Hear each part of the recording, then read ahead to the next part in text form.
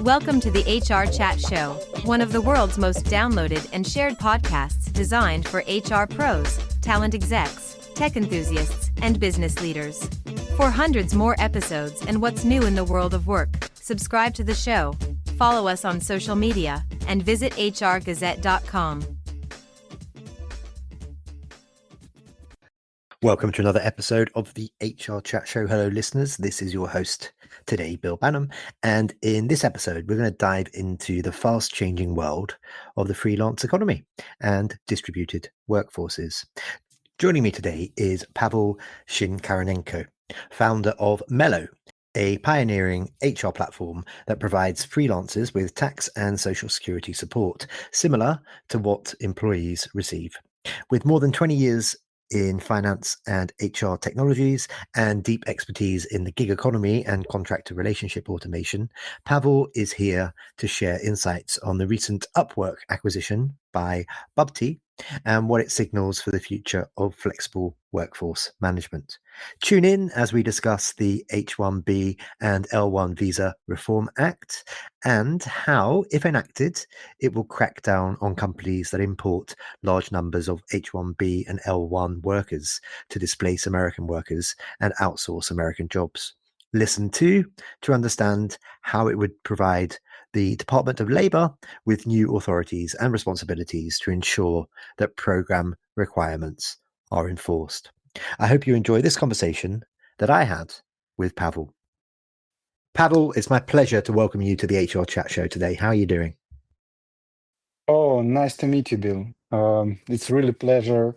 I'm really glad about your invitation, and I hope we will have a very useful conversation today. Me too. So before we get into the hard-hitting questions, Pavel, why don't we start by, beyond my wee introduction just a moment ago, why don't you take a minute or two to introduce yourself and also tell our listeners a bit about Mellow? My name is Pavel Shynkarenko. I'm a CEO and the founder of the Mellow.io.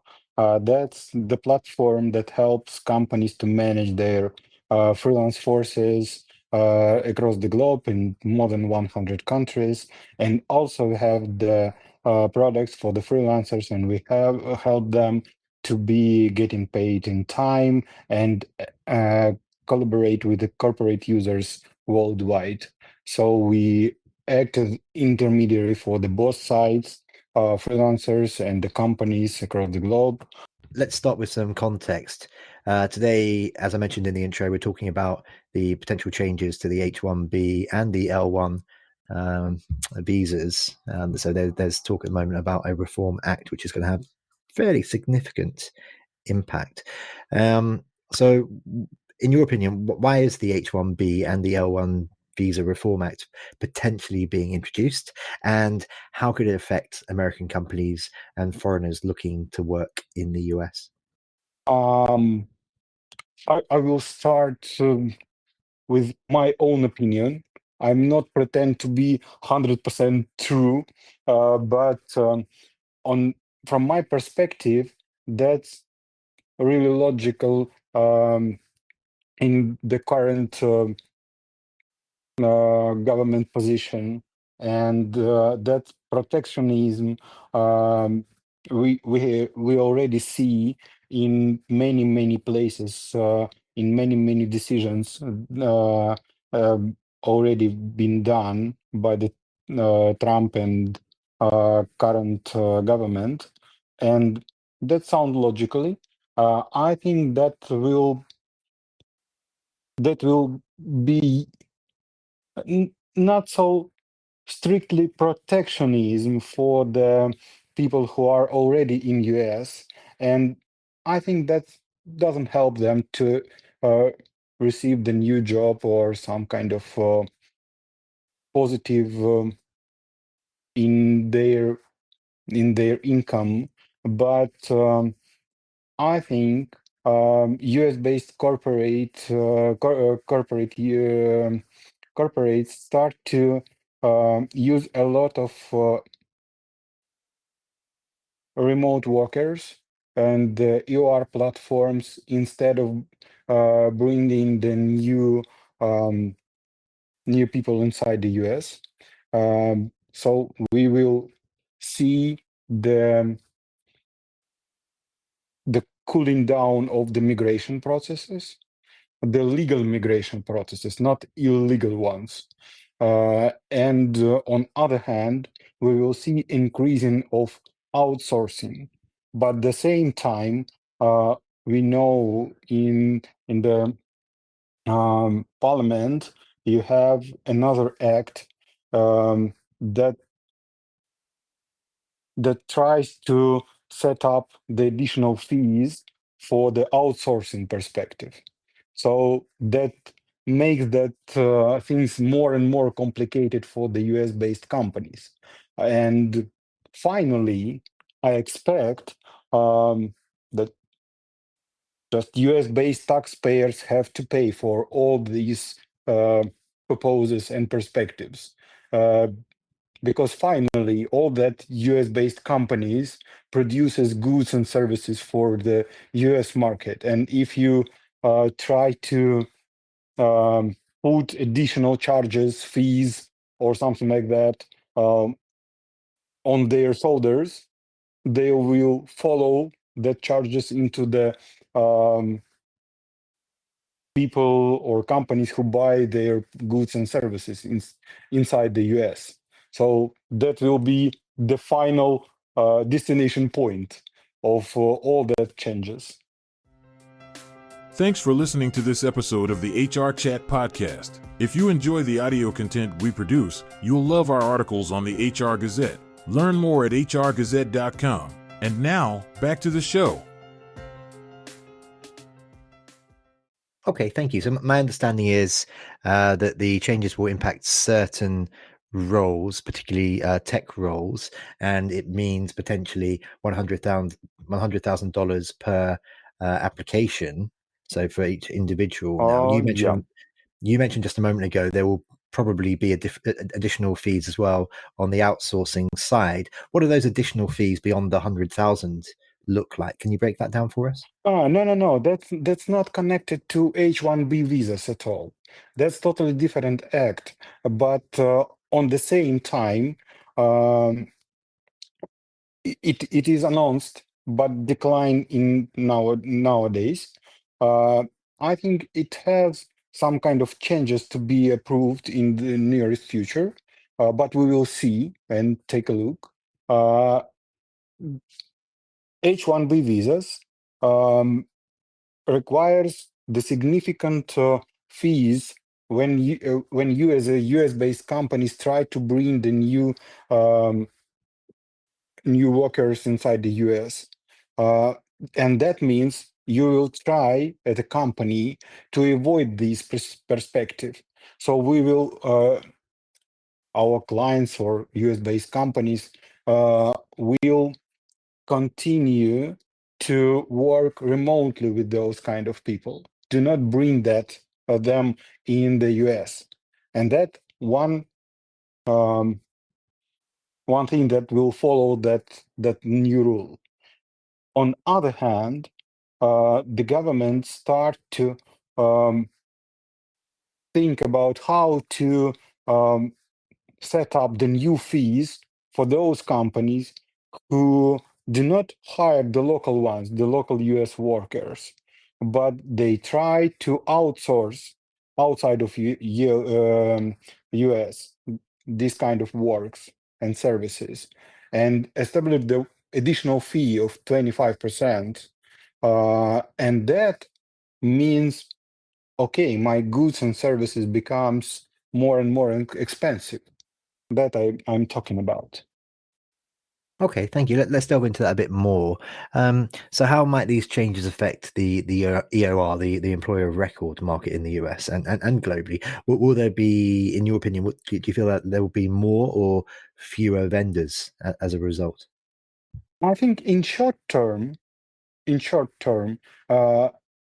demand in EOR and contractor of record will be increased in couple of months. After that,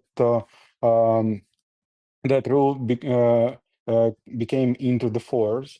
But after I think it could affect and slow down the growth, because a lot of companies who could hire people internally inside the US will try to do that. But inside the US, you have not enough just the freelance forces or labor forces. Um, when we start to calculate how many people works remotely for US-based companies, the number is nearby 300 million people from India, Pakistan, African region, and many, many countries. They do a lot of small tasks. They are freelancers, remotes, and we do not have so many people in US. So they cannot be replaced by the US-based workforces. Following these potential changes in the US, do you foresee that other regions could follow a more protectionist approach as well, such as Europe? Oh, the Europe is not so united as you can see from outside. I think we will see the different perspective country by country, and we have the totally different situation in the government and politics. It depends on the economic situation inside each country. But I think a couple of countries inside the European Union will use this perspective to legalize more and more high-skilled migrants inside, because they try to understand how many perspectives in nearest future they will achieve when they allows the high skilled people to live in their countries. We will talk about the Cyprus firstly. We live in Cyprus and we know more about the local politics and perspectives. Uh, Cyprus is welcomed for high skilled migrants, and they even make their rules and migration procedures softer and softer for those kind of people, especially. So maybe some other countries in European Union also will use that opportunity to bring more high qualified people inside and be more um, receive more advantages in that. Okay, so lots of factors here, politics being one, culture being another, population pyramids being another, of course. So the US is an example of a population pyramid where you've got lots of younger people towards the bottom. And I guess the philosophy from the Trump administration is offering more opportunities to those people within the US, those younger people within the US, compared to, say, Italy in the EU, where that population pyramid is the other way around, isn't it? You've got lots of older people at the top and lots of younger people at the bottom. So Yeah, it really depends on the demographic situation, of course. okay. Now I want to ask you, many companies are struggling with the complexity of vendor management when working with a fragmented gig economy. What role do platforms like Butly or Mellow play in reducing that kind of complexity? That's a really supportive role. We do not make some kind of global changes in that industry or in that field. We just make the administration and management of the remotes and especially cross-boarding relationships with the freelancers and project-based workers more easier and more cost efficient. And that's why companies start to use freelancers and part-timers and remotes more and more. But I think the significant driver of this story was a COVID, not platform like ours or other ones.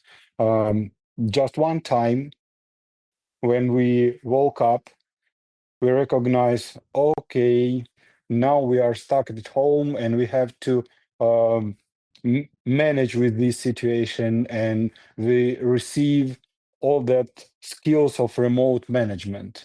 And when companies across the globe receive the new um, achievement and remote first infrastructure, they start to use freelancers, remote project-based workers more and more.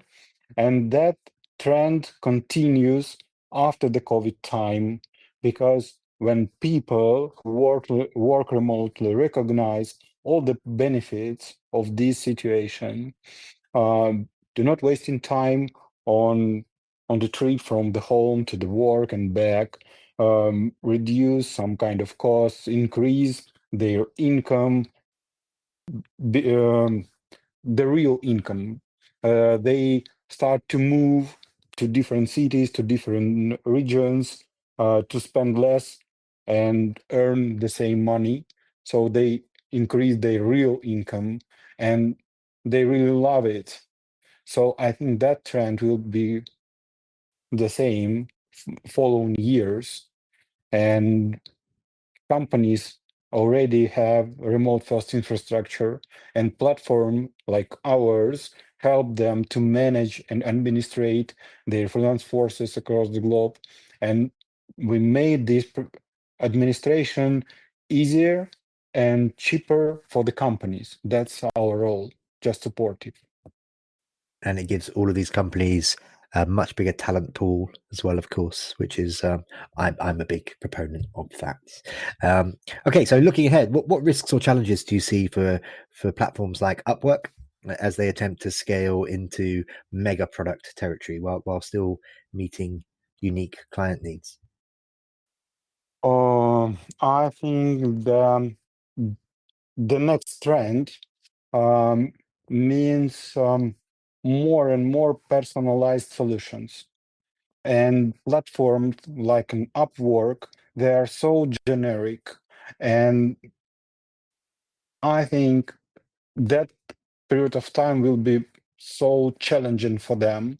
Um, I'm not sure. I I I can see and imagine the way of transformation of that huge businesses like a freelance marketplaces into something else with personalizations inside.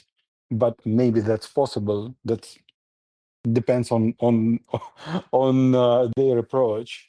But that will be the challenge for them, of course. Uh, because they start to they always um, sell the opportunity of receiving a lot of cheaper freelancers and increase the competition inside the platform and dramatically reduce the price of the services of freelance services for the customers. But I think now that's not a good idea. The better idea is matching not the cheapest one, but the most suitable freelancers for the service request and for the person who hiring freelancers. That's the most important thing, not the cheapest option. As the founder of Mellow, what's next for you and your team as distributed work continues to grow? From our perspective, personalization is the key. We're using AI and AI-based tools to help freelancers to receive the new projects with our project rather. And we also have help companies and their managers with our new AI tool to find the right person for their service request from their network, from the network of their network. So That's totally personalized tool that allows you as a manager to reach the right talent. So we discover a lot of millions of deals and recognize that the most successful deal with the freelancers is the deal with with you as a manager, corporate manager on one hand, and the freelancers, the deal with the person who you already with that guy you already worked with before and were successful, or your colleagues worked before and were successful. So the repeatable deal is more and more successful, and that the best suitable freelancer for you. So we help managers to find the freelancers inside their networks or next to them. Excellent. And just finally for today, Pavel, how can folks connect with you? So is that LinkedIn? Do you want to share your email address? Are you all over Instagram and places? And of course, how can they learn more about Mellow? LinkedIn is easy way, or mellow.io and contact page. You can write me on email or connect me via LinkedIn. Perfect. Well, that just leaves me to say for today, Pavel, thank you very much for being my guest. Thank you. And listeners, as always, until next time, happy working. Thanks for listening to the HR Chat Show. If you enjoyed this episode, why not subscribe and listen to some of the hundreds of episodes published by HR Gazette? And remember, for what's new in the world of work, subscribe to the show, follow us on social media, and visit hrgazette.com.